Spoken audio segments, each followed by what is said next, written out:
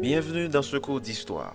Nous allons parler de la crise de 1929, la plus grande crise économique du XXe siècle. Voyons tout d'abord la notion de crise économique.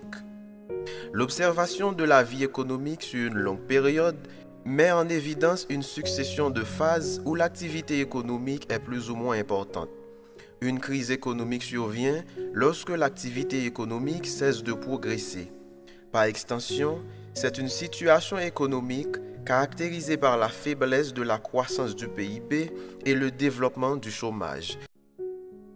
Définition de la crise de 1929. La crise de 1929 est une crise boursière qui se déroula à la bourse de New York entre le jeudi 24 octobre et le mardi 29 octobre 1929. Cet événement, le plus célèbre de l'histoire boursière, marque le début de la Grande Dépression. Nous allons maintenant mettre l'accent sur la notion de bourse, crise boursière et dépression. Une bourse, c'est quoi? En économie, une bourse est un marché qui réunit des agents qui ont des besoins de financement, c'est-à-dire les entreprises, et des agents à capacité de financement, donc des investisseurs. Les titres échangés en bourse sont appelés des actions. Une action, c'est quoi? Une action, c'est une part de la propriété d'une entreprise. Une crise boursière est une crise de l'ensemble des valeurs boursières qui se déclenche par un manque de confiance de la part des investisseurs. La dépression. Une dépression, c'est une conjoncture économique caractérisée par une baisse de la production, donc une baisse du PIB. Origine de la crise de 1929. Les causes de cette crise trouvent leur origine dans la prospérité des années 20. L'économie américaine est en grande partie tournée vers l'exportation, la reconstruction de l'Europe qui était ravagée par la Première Guerre mondiale, ce qui laisse entrevoir une surproduction.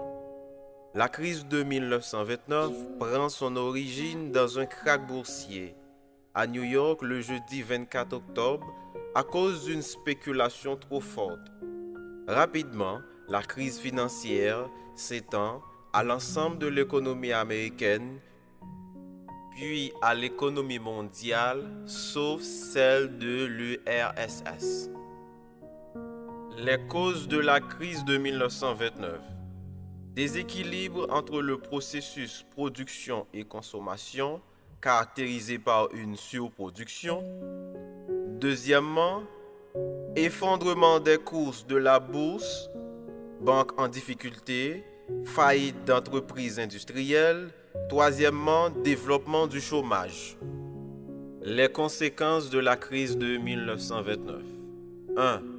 Effondrement de la production industrielle. 2. La montée du chômage. 3. La crise de confiance bancaire. 4. Baisse du pouvoir d'achat. 5. Baisse du niveau de vie. 6. Baisse de la demande globale. 7. Baisse des ventes. Et enfin, une instabilité politique. La crise de 1929 a trois dimensions. Crise économique, crise sociale et crise politique. Crise économique caractérisée par la chute de la production et la faillite des entreprises. Crise sociale caractérisée par le chômage, baisse du pouvoir d'achat et des salaires. Crise politique caractérisée par une instabilité gouvernementale. Le prochain cours sur l'analyse des conséquences de la crise de 1929. Partagez.